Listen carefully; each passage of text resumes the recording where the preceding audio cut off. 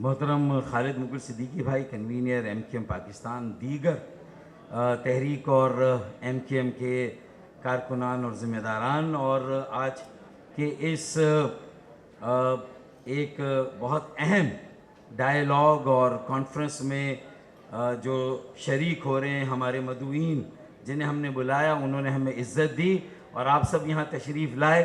آپ سب کی خدمت میں اور میڈیا کے دوستوں کے لیے بھی خاص طور پر السلام علیکم. سب سے پہلے تو میں شاہی سید صاحب کے اس سوال کا جواب دے دوں کہ یہ بائیکاٹ کا مشورہ کس نے دیا تھا بلدیاتی انتخابات کا. تو میں ایک مصرع ہے بڑا مشہور و معروف وہ کوٹ کر دوں گا کہ کچھ شہر دے لوگ بھی ظالم سی، کچھ سانو بھی مرندہ شوق سا. تو میرے خیال میں یہ بند لفظوں میں آپ سمجھ جائیں کہ اس میں ہمارا کتنا قصور تھا اور حالات کیا تھے. ہمیں دھکیلا گیا لیکن ہم نے اپنی مرضی سے کیا ہے، کسی نے ہمیں حالات نے دھکیلا تھا. تو میں اس کی وجہ پر ہم انشاءاللہ پھر آپ سے بات کر لیں گے. اور یہ کل جماعتی کانفرنس نہیں ہے، یہ کل انسانی، کل شہری، یہ کل عوامی کانفرنس ہے جو آج ہم نے یہاں منعقد کی. اور مجھے انتہائی خوشی ہے، میں خالد مغل صدیقی بھائی اور ایم کیو ایم کے تمام قائدین، اکابرین، کارکنان کو دل کی گہرائی سے مبارکباد پیش کروں گا کہ آپ نے زندگی کے ہر شعبے کے لوگوں کو آج یہاں پر جمع کیا ہے. ہر زبان بولنے والا پاکستانی یہاں بیٹھا ہوا ہے، ہر علاقے کا پاکستانی یہاں پر بیٹھا ہوا ہے، اور یہ پاکستان ہے جو ہمارے سامنے بیٹھا ہوا ہے. تو میں اس کی مبارکباد آپ کو پیش کرتا ہوں. اور پھر آپ نے یہ کہا کہ کچھ بھی ہو جائے 8% ووٹ ملے انہیں. ارے 2015 میں جماعت اسلامی پاکستان پیپلز پارٹی نے جو ووٹ ان انتخابات میں لیے ہیں، ہمارے ووٹ اس سے کئی گنا زیادہ تھے 2015 میں. اس لیے ایک شعر پڑھ کر اس پر اس طرح فاتحہ پڑھتے ہیں شاہی سید بھائی کہ وہ کہتے ہیں نا کہ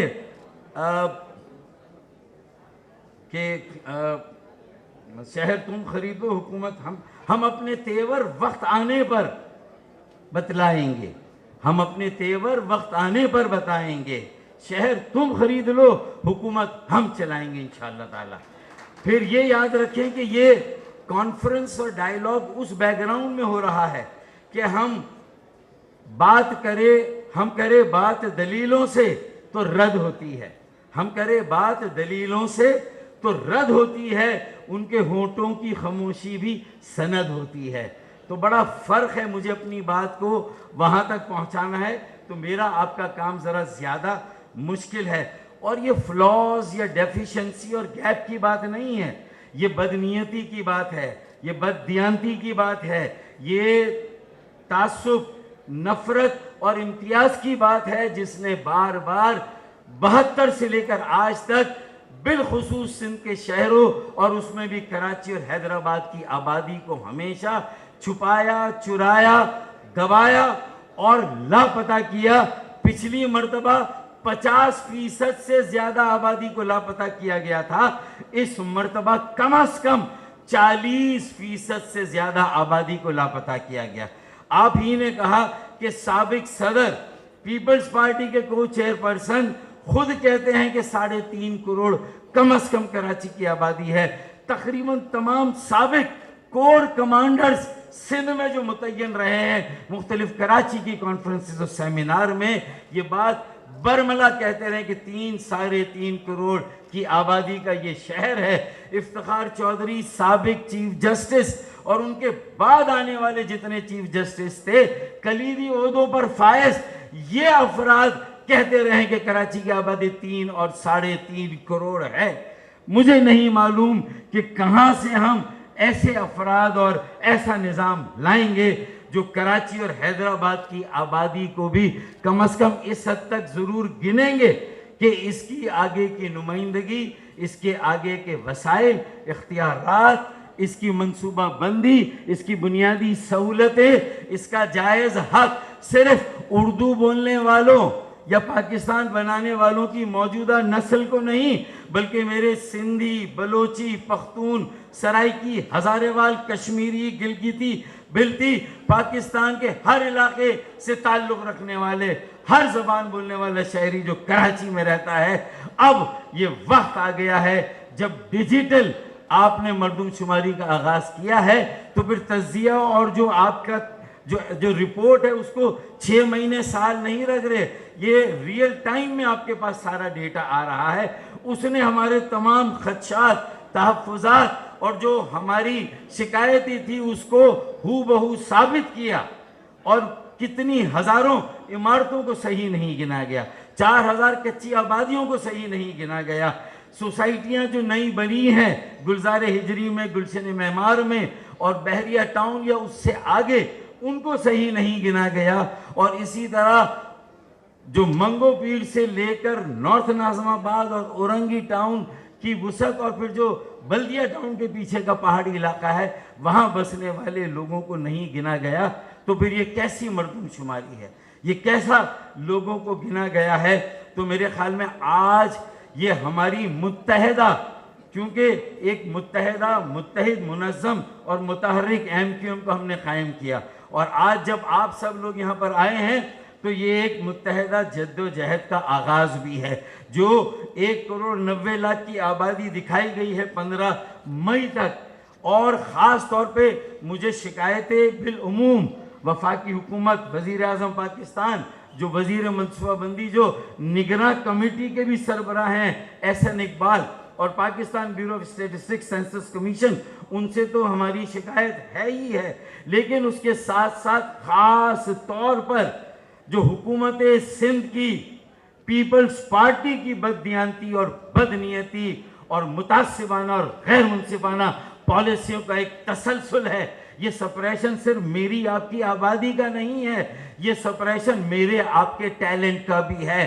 12 لاکھ لوگ اگر پورے پاکستان سے نوجوان طالب علم جو برین ڈرین ہوا پاکستان چھوڑ کر گئے ہیں، تو اس میں سے 8 لاکھ کم از کم سندھ کے شہروں اور کراچی سے یہ لوگ چھوڑ کر گئے ہیں۔ جب انہیں گنا نہیں جاتا، انہیں مانا نہیں جاتا، ان کے ڈومیسائل پر، ان کے PRC پر اگر یہ صرف بائی کیا اور فوڈ پانڈا میں کام کریں گے، PhD ہو، MPhil ہو، یہ اگر ان شعبوں میں کام کریں گے اور باقی آپ بھرتیاں کریں اپنے سالے سالیوں کی، اپنے نند اپنے بہنوئیوں کی، اگر یہ سلسلہ جاری اور ساری رہا تو یہ آپ خود اپنی تباہی بربادی کے پروانے پر دستخط کر رہے ہیں۔ آج ان ہاتھوں کو روکنا ہوگا، اس ظلم کو روکنا ہوگا۔ یہ سپریشن آبادی کا نہیں، نمائندگی کا سپریشن بھی ہے، یہ ٹیلنٹ اور ایمپلائمنٹ کا سپریشن بھی ہے، یہ اکانومی، ہماری معیشت اور کیپٹل کا سپریشن بھی ہے۔ یہ آرٹیکل 140A کے تحت جو سپریم کورٹ نے کہا کہ ترمیم ہونی چاہیے 2013 کے بلدیاتی قانون میں، وہ ترمیم بھی نہیں ہو رہی ہے۔ تو یہ ہمارے اختیارات، ہمارے وسائل اور ہمارے اقتدار کی پاپولیشن، ہمارے اس کو بھی کم گنا جاتا ہے، اسے بھی کم مانا جاتا ہے، وہاں پر بھی ہمیں ہمارا حق نہیں دیا جاتا۔ 2008 سے لے کر آج تک 15 سال بلا شرکت غیرے سندھ کے وڈیروں اور سندھ کی رورل ایلیٹ نے بلا شرکت غیرے یہاں اقتدار کو، اختیار کو اور وسائل کو انجوائے کیا، اور K4 منصوبہ پانی کا زمین سے ٹیک آف کر کے نہیں دے رہا۔ ردی کی ٹوکری میں سرکولر ٹرین کا منصوبہ وہ بھی سرد خانے میں پڑا ہوا ہے، کچرا اٹھانے کا نکاسیات کا نظام، بجلی، گیس، تیل، پانی، یہ سارے مسائل تو ہیں، لیکن ہمارے ڈومیسائل پہ ہمارے بچوں کو اگر نوکریاں نہ ملے، جعلی ڈومیسائل پر آنے والوں کو نوکریاں ملے، تو اس میں پھر یہ ہم سب کو سوچنا ہوگا اور فیصلہ کن جد و جہد کے لیے خود کو تیار کرنا ہوگا۔ اس کے بغیر کوئی اور چارہ اور راستہ مجھے نظر نہیں آتا۔ آخری بات یہ کہ 2017 میں جو بلاکس بنے وہ 14,000 تھے، ایک اعداد و شمار مجھے بھی عدد دینا ہے، 14,000 تھے۔ 1998 میں 7,000، تو 19 سالوں میں جو بلاکس کی تعداد میں اضافہ ہوا 2 گنا، 7,000 سے 14,000 بلاکس بن گئے 19 سال میں۔ اچھا، آبادی 7,000 بلاکس پہ جو گنی گئی 1998 میں وہ 1 کروڑ، بلاکس ڈبل ہو گئے لیکن آبادی صرف 60% بڑھتی ہے، وہ ڈبل نہیں ہوتی۔ 14,000 بلاکس میں آسان ہے اراضیات کا، میتھمیٹکس کا، اراضی کا سوال کہ اگر 7,000 بلاک میں آبادی 1 کروڑ ہے، بچے کو پوچھ لیں کسی گلی میں کراچی کی کہ بھئی بیٹا 7,000 میں 1 کروڑ تھی آبادی تو 14,000 بلاک میں کتنی ہوگی؟ 1 کروڑ، کیونکہ اس میں بھی 250 مکان، اس میں بھی 250 مکان، کم گنو تب بھی، زیادہ گنو تب بھی 2 کروڑ سے کم آبادی نہیں ہونی چاہیے تھی 2017 میں۔ تو 40 لاکھ کی آبادی کا خسارہ تو وہیں پر ہمیں ہے۔ تو اس آبادی کو پورا کرنے کے لیے یہ سارے جتن جو آپ نے ڈاکیومنٹری دیکھی، جاوید حنیف بھائی نے جو پریزنٹیشن دی، عاصم بشیر نے بڑے ڈھکے چھپے لفظوں میں ہمارا المیہ جو ٹریجڈی ہے، سانیہ ہے، جو یہاں بیان کیا ہے سب کے سامنے۔ اگر ہم یہ بات کرتے ہیں تو کہتے ہیں کہ یہ لسانی بات کر رہے ہیں۔